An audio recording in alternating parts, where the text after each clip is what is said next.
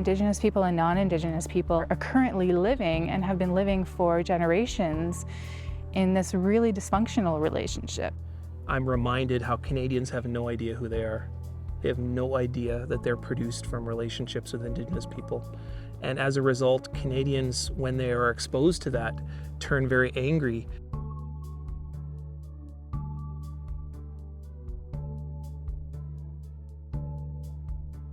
You have people that are shocked when they hear about residential schools. They had no idea any of that was happening, you know.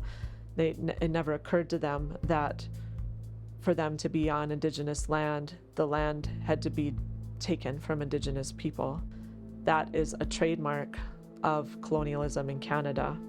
That is a trademark of colonialism on the lands occupied by the United States. I can't claim a connection to somewhere else. All I've got is this one. And this one, the connection that I've got here, the claim that I've got here, is violent.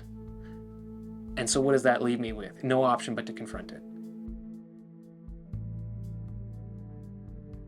Ce sont nous les étrangers qui sont venus ici. Il y avait des gens ici qui habitaient déjà les terres ici. Et c'est ça, c'est très important de comprendre ça. Parce que des fois, on a tendance à penser que ça fait 400 ans que ma famille est ici, mais on n'est pas les premiers peuples. But Canadians, I think, generally are so fragile about the state, you can't criticize it. You start talking about genocide or colonialism or whatever, and first the reaction is, well, we're better than the US, so we shouldn't really, we don't need to talk about this because we're still better than the US.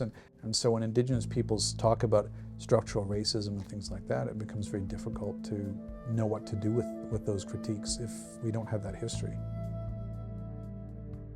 Thinking about my dinner table conversations, that's where it's been really hard, because I mean we live with that racial terror every day of our lives, and so it's hard to then think about that this is colonized land.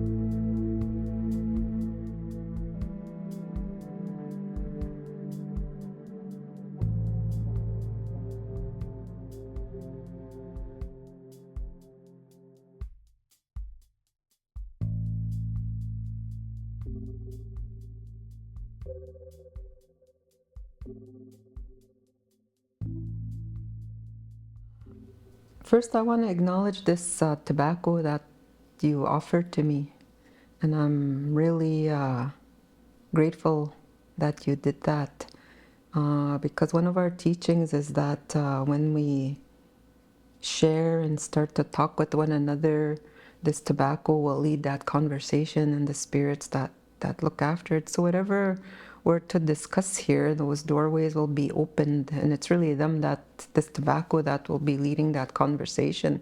So I put trust in this tobacco to do that for whatever we're going to be speaking about here. How the nemaganataga nijo sek sagamakwa wase asamukdigo atik dotem metega ning digitagui nigamingi tijumbig ego nishnabe kwenin oe miigwach keket oe sema kagi pejushkanamago angenin oe bungi oe chuito kage anetug oe ga kaishatuig oe mizanates chigan. I use my language first and foremost, and I do that for two reasons. One is so that spiritual world will recognize me, that spiritual realm will recognize me. And secondly, I do that for non-Anishinaabe peoples to let them know I'm sovereign, to let them know I'm Anishinaabe and I'm here. So I always think of myself and who am I as an individual is very tied to, like the people that I come from and the land base that I come from. So when I think of introducing myself and acknowledging those relationships, I always think of my traditional introduction, which is Wapima Meosquan.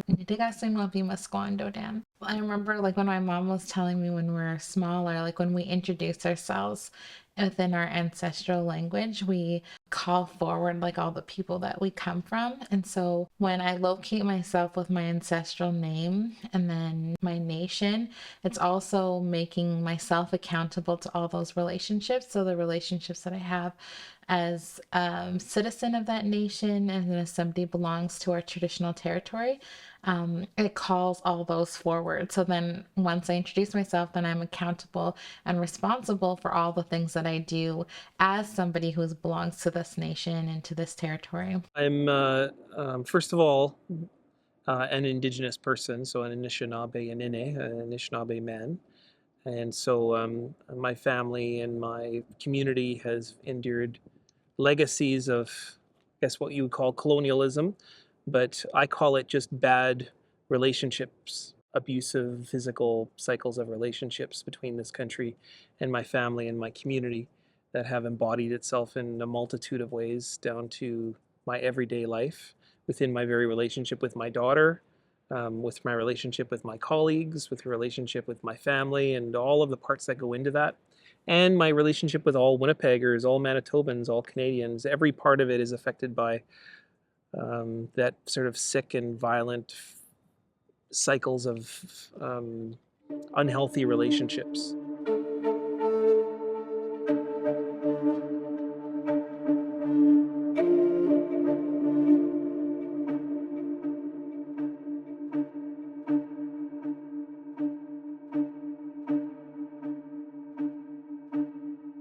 What is some evidence of ongoing colonialism in Canada that you've observed or experienced? The fact that I'm speaking English right now, it's everything. Like, it's literally the prairie grasses themselves. Like, I often look over the landscape back home and I think this is not what my ancestors saw. Everything is different.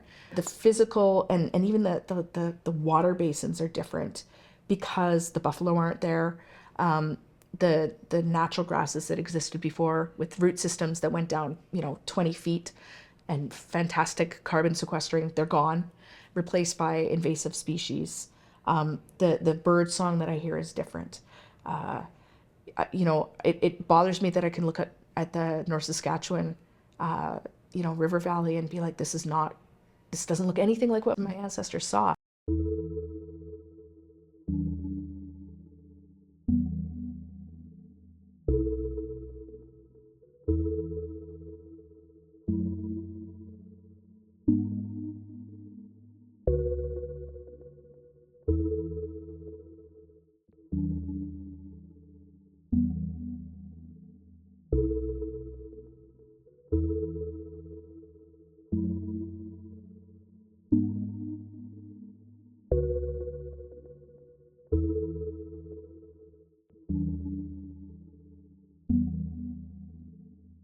So in Canada, we have this idea of the North as a pristine wilderness.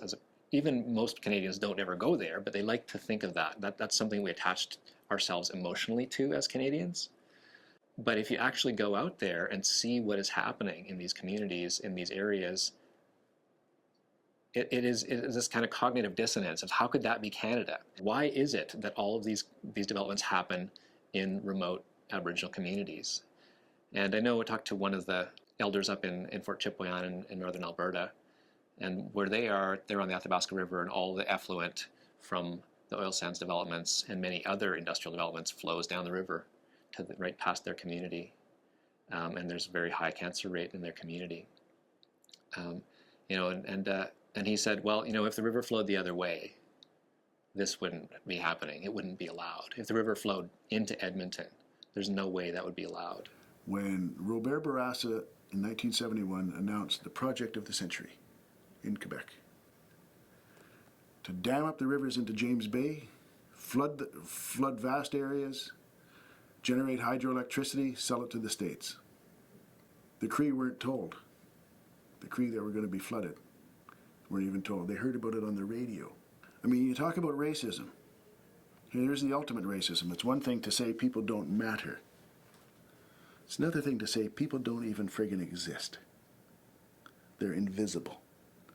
That's the way the Cree were handled. It's as if they weren't even there. I mean, how much more racist can a society get?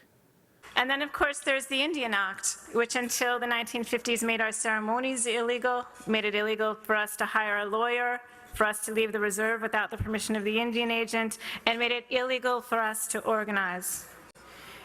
The Indian Act in Canada still controls virtually every decision and every aspect of life from birth to the grave. It is a continuous system of control over Indigenous peoples. The most blatant form of ongoing colonialism in Canada right now is the forced removal of Indigenous children from our families and from our nations. The continued removal of children from Indigenous families is the most prominent example of colonialism. And now people are very comfortable with talking about the cultural genocide that occurred through the residential school system. What they're less comfortable in acknowledging is the continued removal of children through that very same process through the child welfare system. And then I link it in a way that Indigenous children are also a resource extracted by Canada, because the child welfare system is a multi-million-dollar industry in which many people are making lots of money off of the devastation and the fracturing of Indigenous families and communities. Some evidence of ongoing colonization that I see and hear about are things connected to who gets imprisoned, who's in the jails, who's in the so-called justice system. There's so many deaths in prisons that don't get followed up on, don't have even the facade of a justice process. We like to think of ourselves in Canada as a nation of immigrants, as a multicultural nation of immigrants. Canada is not a nation of immigrants, because when people immigrate, they come to a new land and they look at what's happening on that land, and they look at what's the society now that I'm coming into, and they find a way to operate within that and to respect that. Even though they may keep their own identity in certain ways, they may keep their own customs and their culture in certain ways, but the land that settlers came to, that is now occupied by the Canadian state, when that land was settled, a very different thing happened. The settlers came and they instituted their own laws, their own ways of being, their own legal systems, their own education systems, their own health systems, instead of respecting the laws and the governance of what was there. So it's not coming and fitting in a respectful way, it's coming and taking over. So that's why, some of the scholars will say Canada is not an immigrant nation, it's a settler colonial nation. D'abord, ce qu'il faut comprendre, c'est que le colonialisme, c'est pas quelque chose juste du passé, c'est aussi quelque chose qui se passe maintenant. On vit ici au Canada dans un système colonial et il y a des personnes, ce sont les autochtones, qui sont visées par ce système dans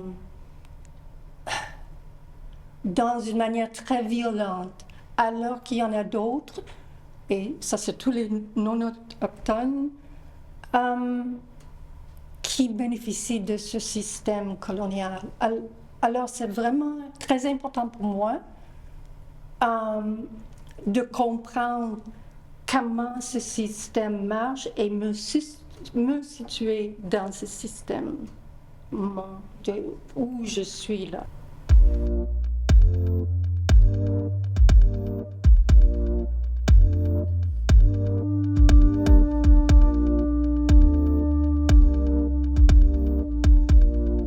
I think of myself as, descendants, obviously, of some of the original settlers here, and sort of occupying space that was, never in any kind of way rightly ours to occupy it in the ways that it has been. My family has been on Turtle Island for many generations, and I've recognized the depth of my family's involvement in the colonization of North America, and that it's generations of experience in colonization that have shaped me.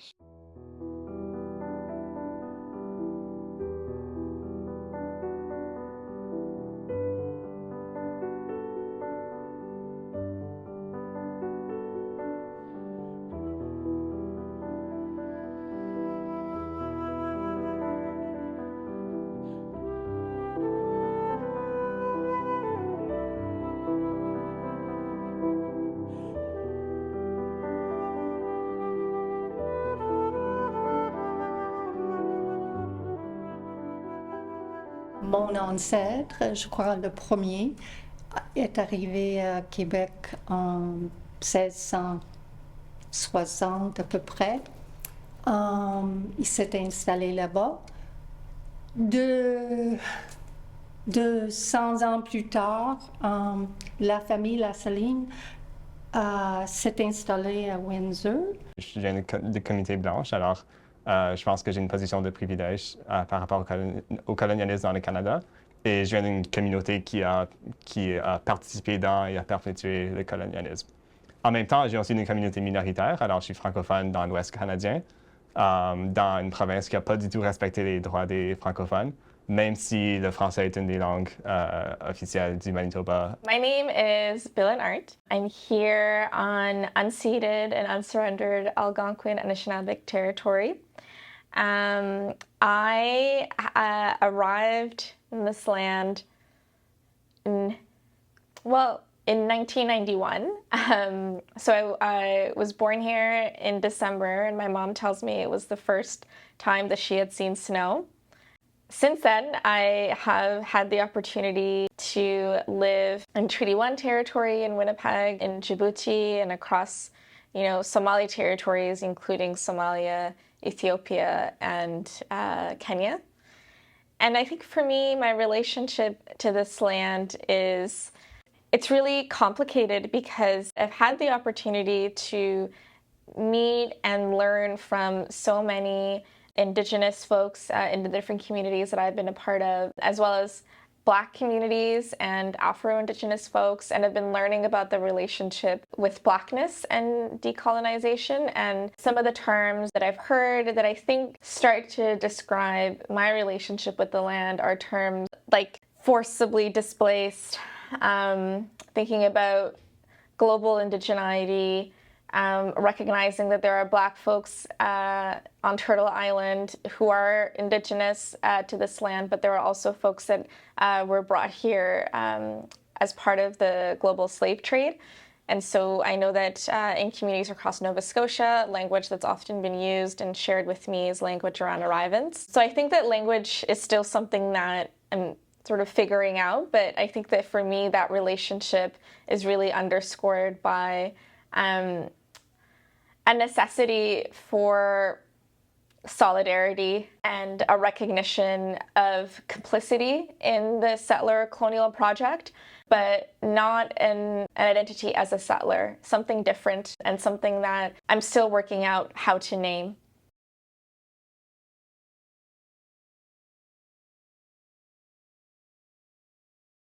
I remember a time when my son, I think he was in grade 3 or 4, we were driving in the truck actually, and he said, "Mom, am I Métis?"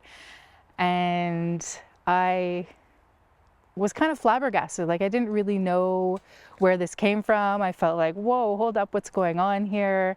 Trying to stay my eyes focused on the road ahead of me. And I said, well, no, like, we're not Métis. And he said, my teacher said, because I'm Aboriginal and non-Aboriginal, that means I'm Métis. And he said, I tried to explain to my teacher that I'm not. My mom says we're Cree.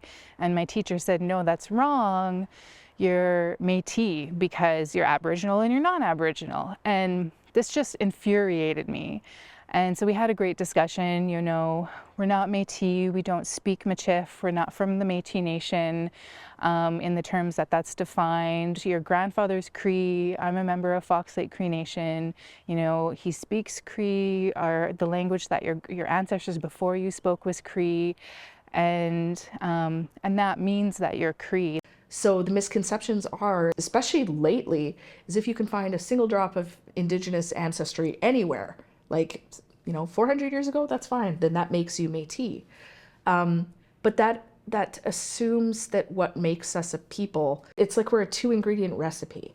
You know, as long as there's some First Nations and some mostly whites, very white supremacist definition, then that makes you a Métis. But if you have a German who marries a Korean, is their kid Portuguese? Like, we are a people with a culture, a specific history, found in a specific place with specific relationships to each other. And you don't get that through blood. Like, culture is learned, culture is shared, culture is practiced. It's a verb, it's an ongoing thing. And so I think people believe that we're sort of the category that's left over when you're not any of these other things.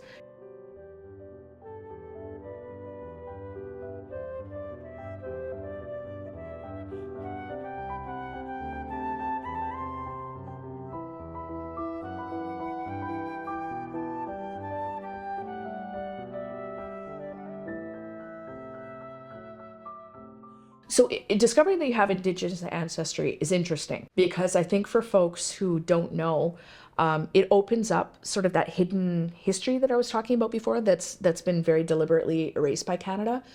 All of a sudden you start to wonder, well, who was that person and what was the community that they were a part of, and how is it that they're in my family? You know, what were these connections and how did people get to know each other and what was going on at the time? I think it's an opportunity to learn more about the history here. That's most important. Learn the history first. If possible, find out specifically where that ancestor is from so that you're doing research in the right place. And then before you ever start claiming yourself to be Indigenous, go talk to those people. You know, you could find out that your relationships are stronger than you think, that they exist more recently. People might know things about your family that you had no idea about. Like there might be connections there. And maybe there's not.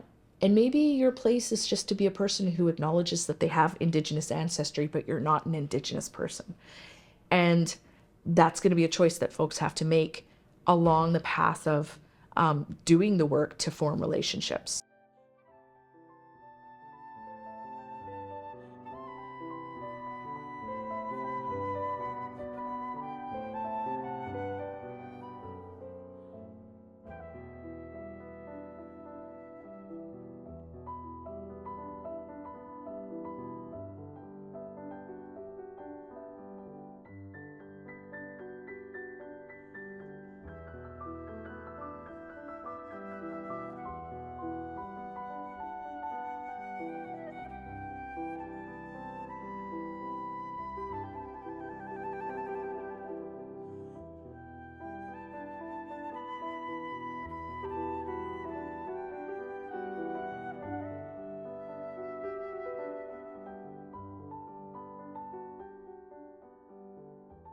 Ce que je vois, c'est que y a quand même une manière où les franco-descendants blancs vont tourner vers une identité soi-disant autochtone ou métisse. Puis c'est une stratégie qui est disponible aux franco-descendants parce que on a une généalogie assez unique, dans le sens que on voit normalement, en moyenne, les franco-descendants vont avoir une ou deux ancêtres autochtones qui datent avant 1650. Ça ne nous rend pas autochtones aujourd'hui, mais il y en a entre nous qui voient une opportunité, une stratégie politique pour opposer les autochtones de nouveau.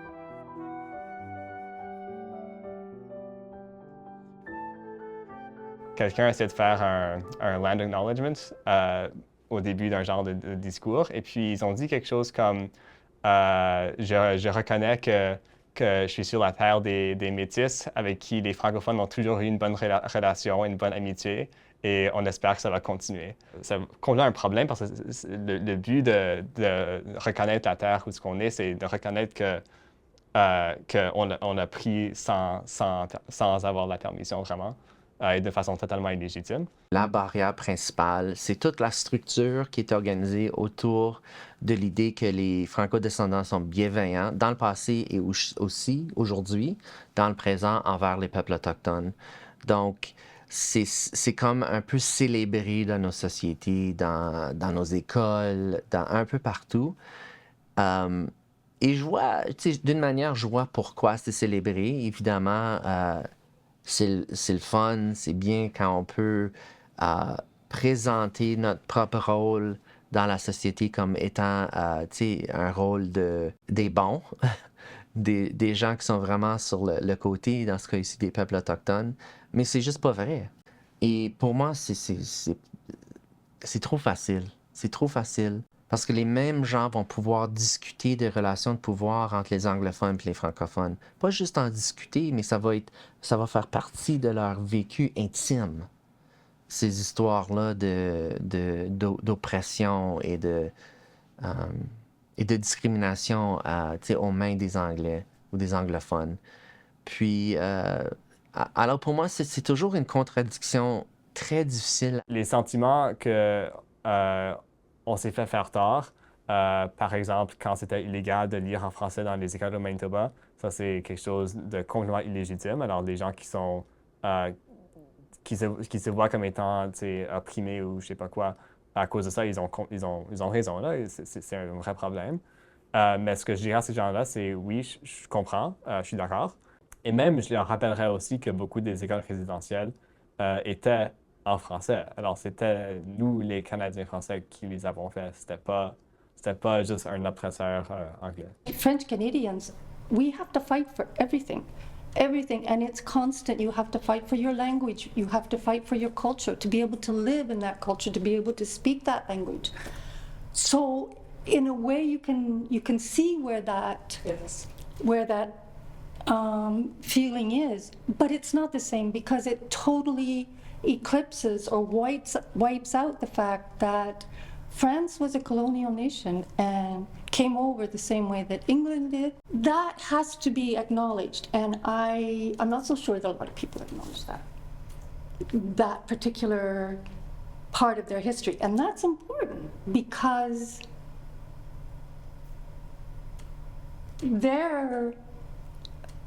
we're all who are not Indigenous. We are the ones who are benefiting from the theft of the lands and the continuing levels of colonialism that exist through all our legal system, the children's aid, and everything. So it's important to realize that, well, no, you do have that, and you benefit from it. I benefit from it. We benefit from it. Les Blancs franco-descendants ont une histoire de colonialisme qui est quand même assez violent et qui continue aujourd'hui, qui nous implore vraiment à avoir un regard critique sur notre propre positionnement dans ces rapports-là.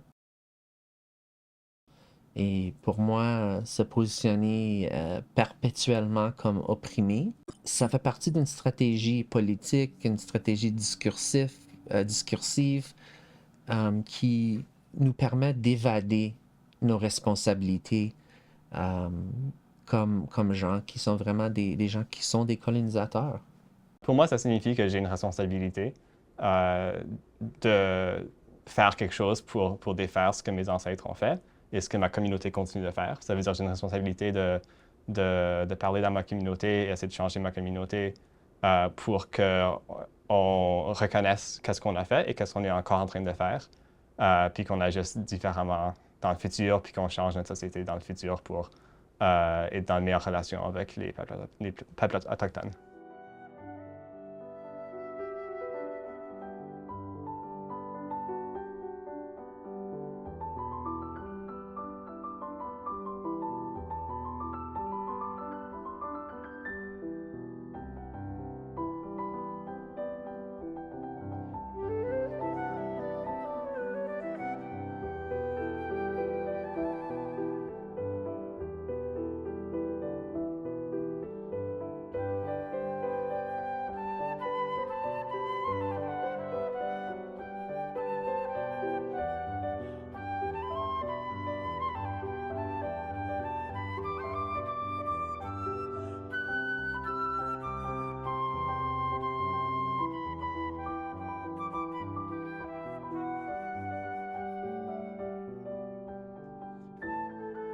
As I sit here, I have a little card that's a status card, And when I need to access services, whether it's health, whether it's education, whether it's maybe to let people know who I am, there's this little card with 10 digits that tells that I'm a registered status Indian of Canada.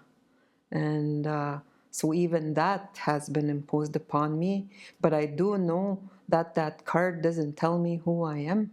It's my creation stories that tell me who I am. It's the everyday stories that I have in my lifetime and my interactions and my relationships with people and the natural and spiritual world around me that really tell me, and it affirms who I am. That's the word. It really affirms who I am as an Anishinaabe.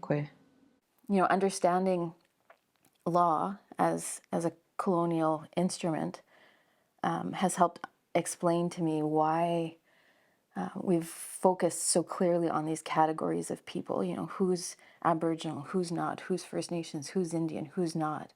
And that has created a lot of confusion even within my own family structure in terms of who gets to fit in these boxes that are created by law in a colonial system.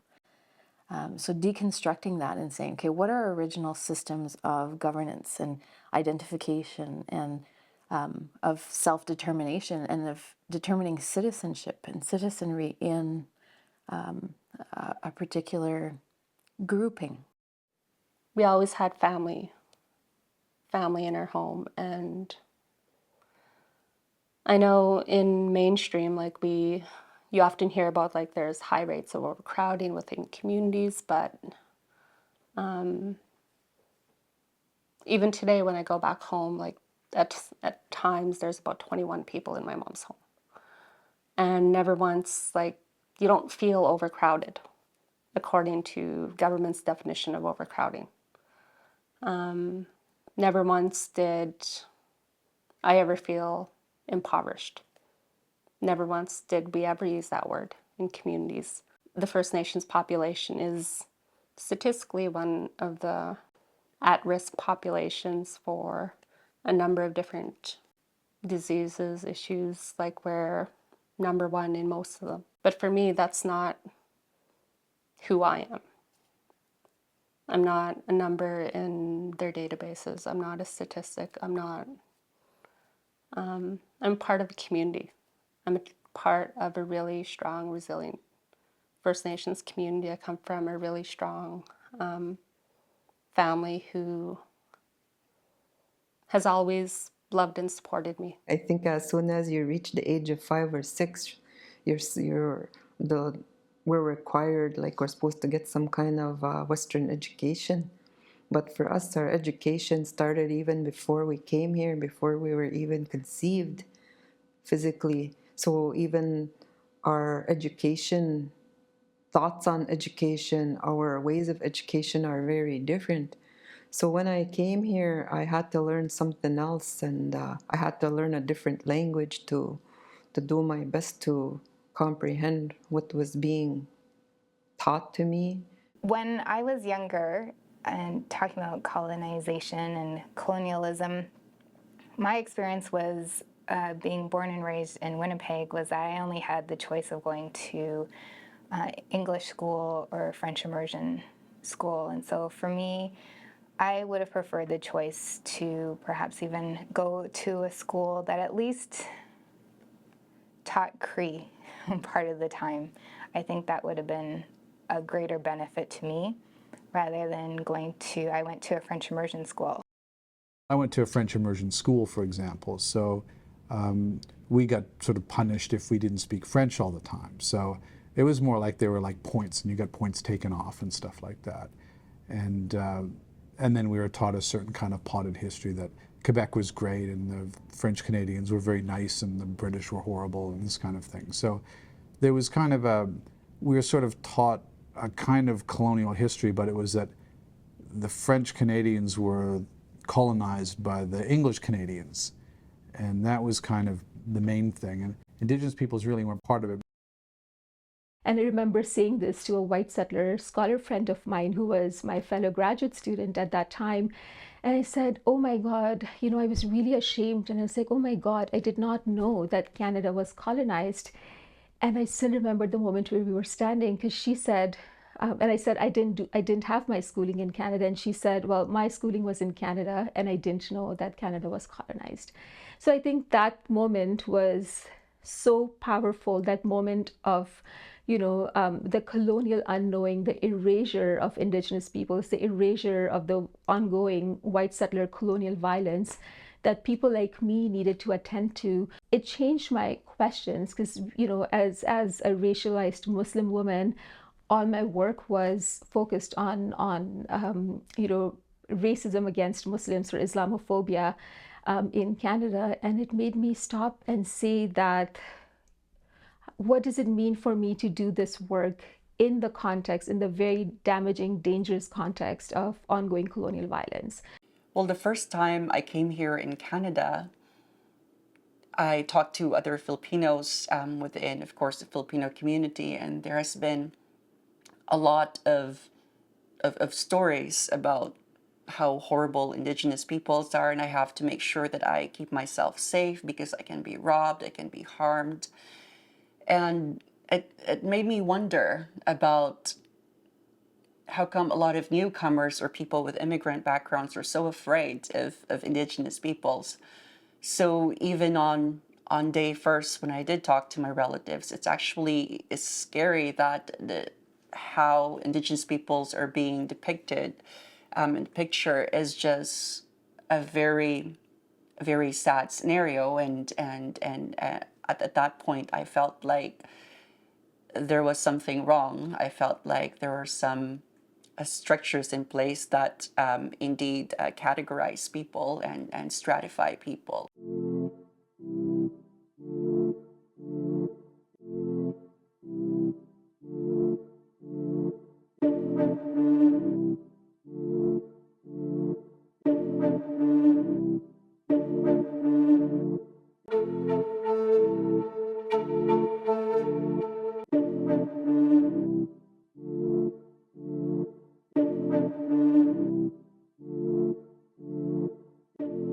I remember going to visit my grandmother who Cree was her first language. She spoke very little English, and I remember her trying to speak to me like in Cree, and I could answer her like her few questions immediately, very minimally, but as soon as she got to like another question I couldn't understand, she like she shook her head and she like walked away from me, and she was like and yeah, at the time it was kind of felt like, well, I don't know what she said.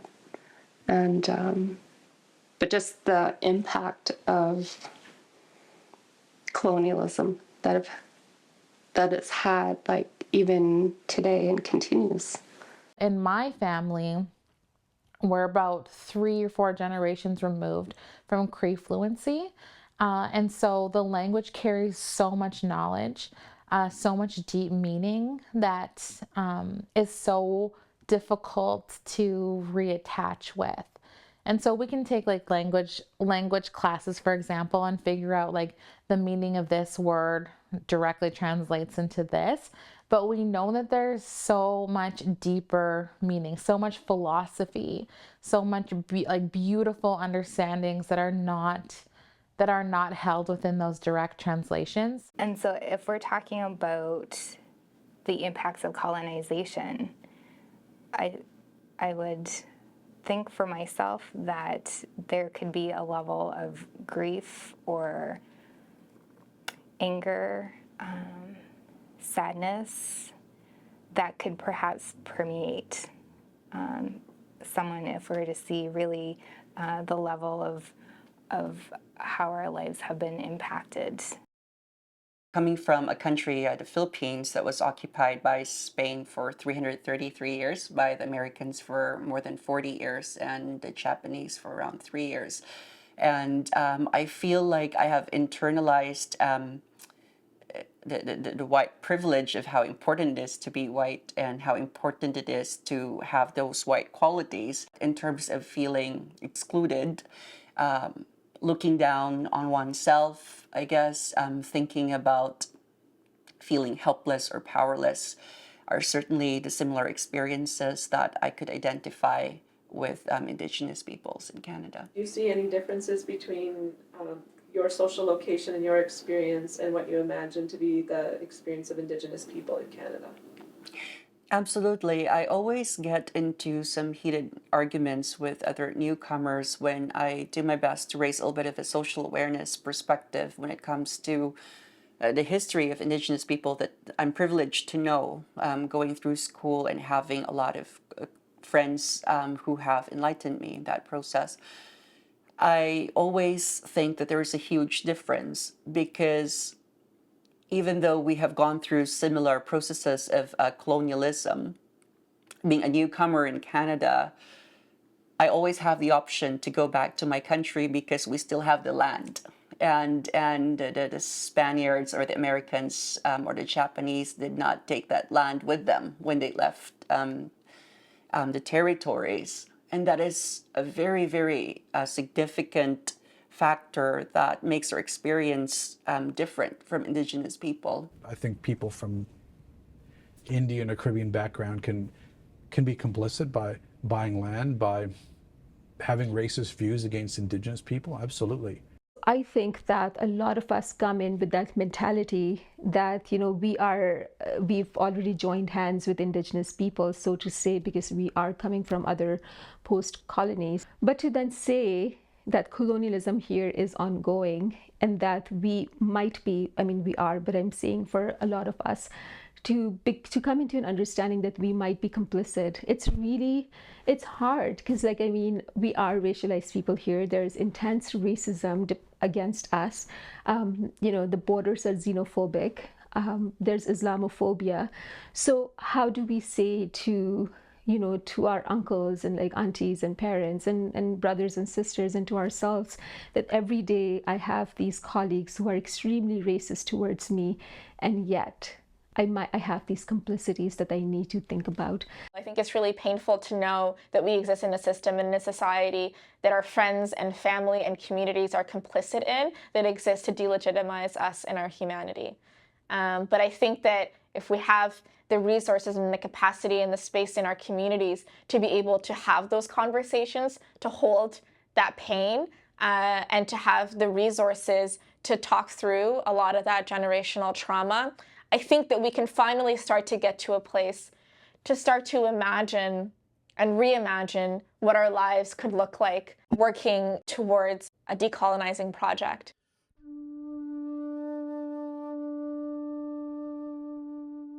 I'm part of the land and the land is part of me. Everything in creation is above me. I was placed here last on creation, so I'm dependent on everything that was made before me. So for me, that includes the land. So I know I'm made up of that land.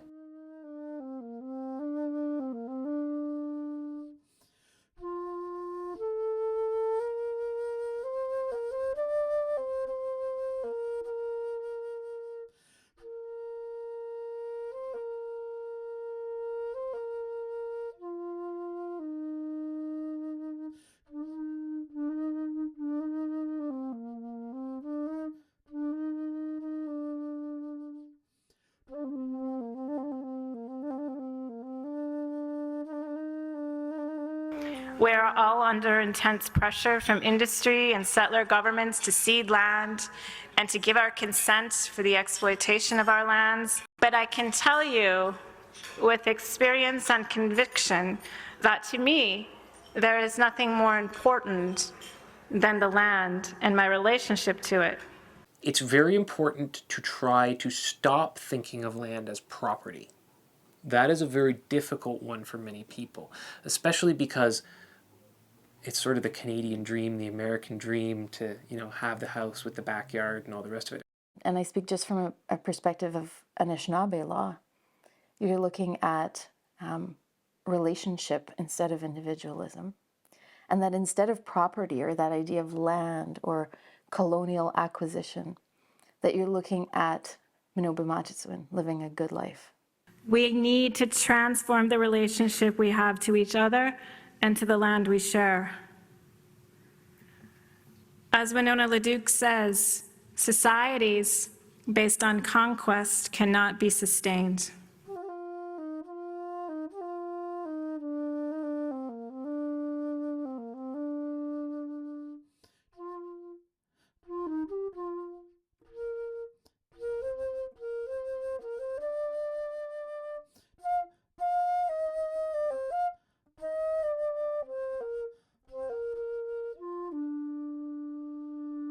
Treaty is an agreement to share the land. It's an agreement to live in peace together.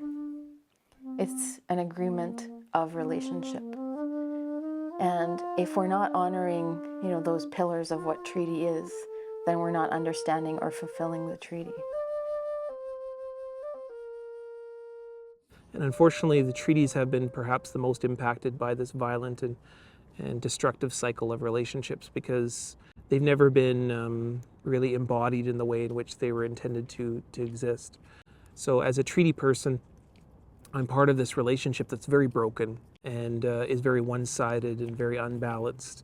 And what you'd hope is that people would begin to see all of these things that I just talked about, but that they would understand them to be opportunities and not deficits.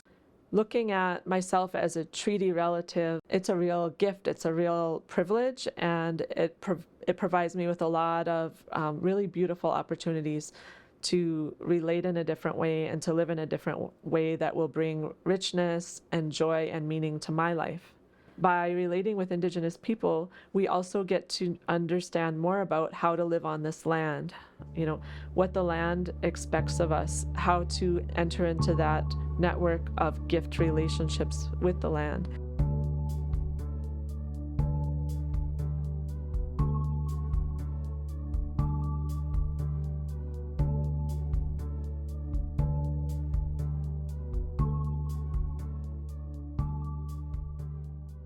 I really do think that transformation is possible, and that outrage will turn into critical mass, will turn into, people picking up the responsibilities that all of us hold in Canada in order to change this colonial relationship and to undo these structures that we've been forced to live within. Je crois qu'on doit parler de toutes ces injustices et on doit agir en conséquence, sachant que nous avons le pouvoir de changer ça. Pour moi, je ne veux pas être une des raisons pour lesquelles les situations sont comme ça. C'est pour ça que j'en parle. Parce que moi, je crois plutôt qu'il y a des façons qu'on peut vivre ensemble, mais ce n'est pas comme on le fait maintenant. Et je veux qu'on commence à bâtir, nous autres, quelque chose qui est beaucoup plus égal. I think that it really can only happen when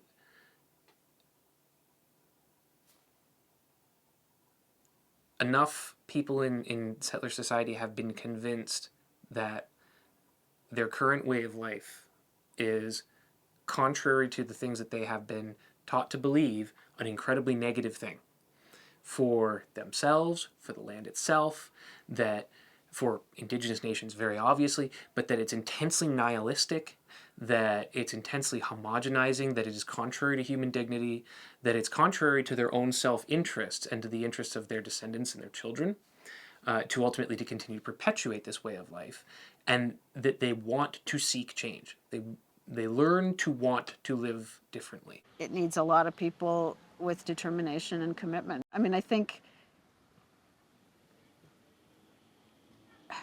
there are some situations where non-Indigenous people have to give up some things. It's not just win-win, it's not just mutual benefit. There's some things that have to benefit First Nations people, and we have to step back or give up or, I think that's part of it.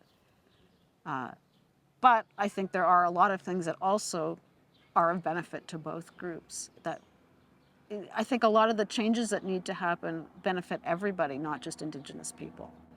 You know, it's a hope for a more egalitarian, sharing, cooperative, collaborative future with better consultative processes. Alors, quand on est dans des situations où, par exemple, nos droits linguistiques ne sont pas respectés, au Manitoba, par exemple, ou en Ontario, au lieu de dire « Oh mon Dieu, nous, les Canadiens français, on est tellement opprimés et c'est la faute des Anglais », puis finir là et pas penser à notre situation en tant que colons sur cette terre. Alors, quand ces choses-là arrivent, il faut qu'on y pense comme étant des occasions pour être en solidarité avec les Autochtones et qui vont faire ça beaucoup plus.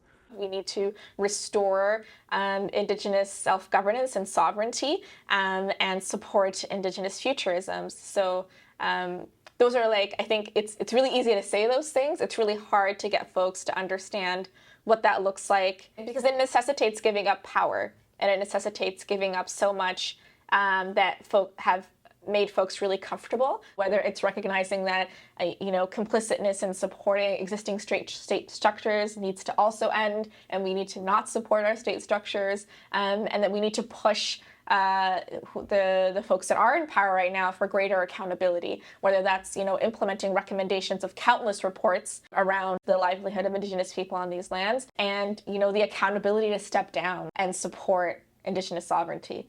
When the Indigenous population in this country finally, because we'll get there, gets to a point where they have the justice at all levels that they deserve and they can self-determine their futures and make them whatever it is they want to make them. The land that we share in this country is just, it's going to be a better experience for all of us. And I think people's relationships are going to be deeper and we're going to get to a place where lots and lots of non-Indigenous folks, whether they have European backgrounds or other kinds of backgrounds, are in good, solid relationship, with the First Peoples of this land. And that's going to be an amazing thing. It's such a beautiful thing to be like the physical manifestation of the prayers of the people who went before you, because we're not supposed to be here. Everything worked against us, like taking the breaths that we're taking right now. And so for us to be here is such, in radical defiance of all those things. And so just to be joyous in this moment, to be joyous of our lives, to not take our lives for granted, and to use our lives and the energy, like the life energy that we have, to ensure the lives of the ones that will come after us. Indigenous people are so invested in this relationship and they so want it to work. They want people to listen, they want people to understand, and ultimately they want people to work together on this project called Kanata or Manitowopo or Manitoba or Winnipeg. These are all projects and they're not over. Part of undoing this really dysfunctional relationship that's been set up by colonization is actually, hearing each other's stories, sitting with one another, sitting face to face across the table and having tea, listening with an open heart and creating the spaces where our hearts can be open, and those defenses that we've learned to put around us can actually be placed down for a moment in time, right? And it's through that relationship building, I really think that there is hope and opportunity for things to shift. I think what it boils down to is, knowing where we are, who we are, where we come from, knowing what our responsibilities are, and acting in a way that honors those gifts that we're given and tasks that we have, and choosing to live that good life.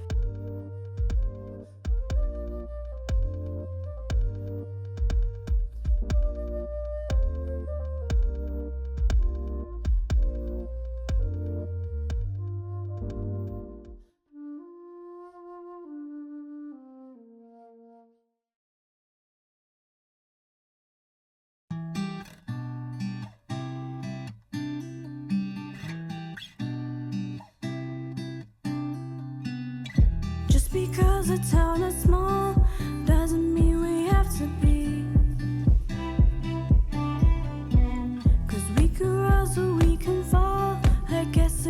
depends on me.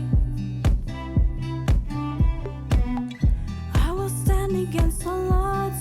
Tell me what you wanna see. It's a long road, but we'll get there. To the lost souls, find your strength in the love we have together. Somewhere, somewhere, there's so much hope. Somewhere, somewhere, we will find a road. Just lead the way. Let's make this home. Uplift the brave hearts. You can echo my soul. You want the world to know. Echo my soul. You want the world to know. Let's make this home. Uplift the brave hearts. You can echo my soul. There's a story in my heart. Hear what I have to say. A flood that came in the dark, but our people never changed. We stayed together from the start. It only made us braver. We never gave into the fire. Show the world that faith works. It's a long road, but we'll get there. To the lost souls, find your strength in the love we have together. Somewhere, somewhere, there's so much hope. Somewhere, somewhere, we will find a road. Just lead the way. Let's make this home. Uplift the brave hearts. You can echo my soul. You want the world to know. Echo my soul. You want the world to know. Let's make this home. Uplift the brave hearts. You can echo my soul. Don't believe in everything you hear. Listen, come with me and I will make it clear. I know there's something big happening. We wanna rise up from the hole we're standing in. It's time to get out and find strength in my native pride. I will represent my land and make it right. Live in a small place with big dreams. I will take any chance that you give me. So let me think deep. Don't wanna be forgotten. Wanna be a light while the devil plotting. I wanna see the truth. I'm just being honest. I wanna be the best, but I gotta keep it modest. I wanna see my culture.